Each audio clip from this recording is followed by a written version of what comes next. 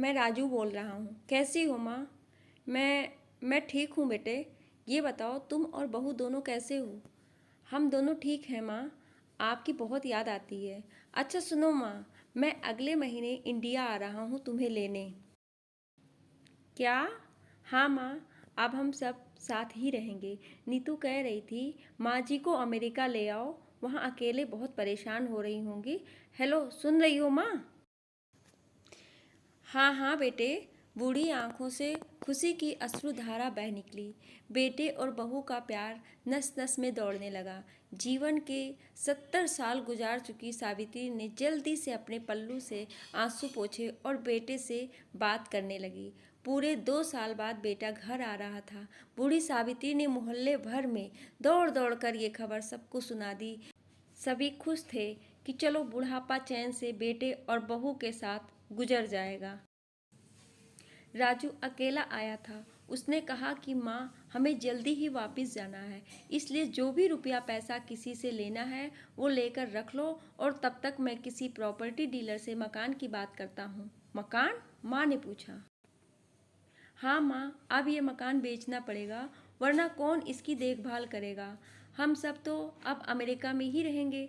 बूढ़ी आंखों ने मकान के कोने कोने को ऐसे निहारा जैसे किसी अबोध बच्चे को सहला रही हो। आनन फानन और औने पौने दाम में राजू ने मकान बेच दिया। सावित्री देवी ने वो जरूरी सामान समेटा जिससे उनको बहुत ज़्यादा लगाव था। राजू टैक्सी मंगवा चुका था। एयरपोर्ट पहुंचकर राजू ने कहा, माँ, तुम यहाँ बैठो, मैं अंदर जाकर सामान की जांच और बोर्डिंग और वीज़ा का काम निपटा लेता हूँ। ठीक है बेटे। सावित्री देवी वहीं पास की बेंच पर बैठ गई। काफ़ी समय बीत चुका था। बाहर बैठी सावित्री देवी बार बार उस दरवाजे की तरफ देख रही थी जिसमें राजू गया था,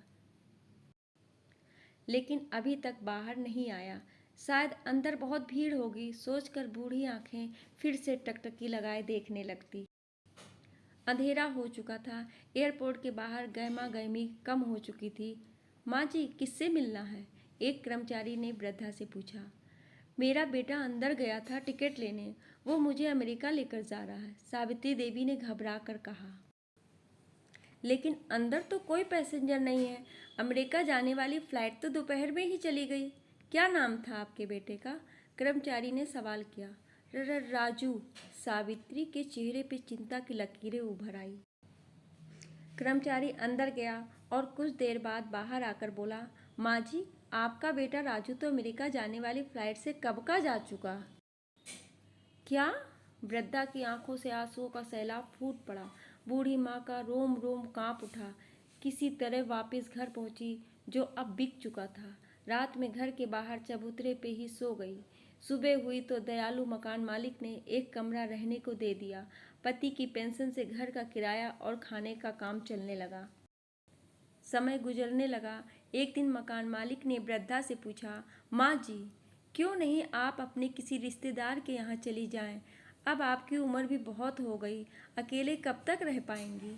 हाँ, चली तो जाऊं, लेकिन कल को मेरा बेटा आया तो यहाँ फिर कौन उसका ख्याल रखेगा? उस बूढ़ी माँ के आंखों से आंसू बहने लगे। दोस्तों, वक्त रहते अपने माँ बाप की कदर करना। ऐसा ना हो कि आपको बाद में पछताना पड़े। आशा करती हूँ कि ये कहानी आपको पसंद आई होगी। कहानी पसंद आई होगी तो लाइक, शेयर और सब्सक्राइब ज़रूर करें, और कहानी में आपकी क्या राय है हमें कमेंट करके ज़रूर बताएं। Thank you.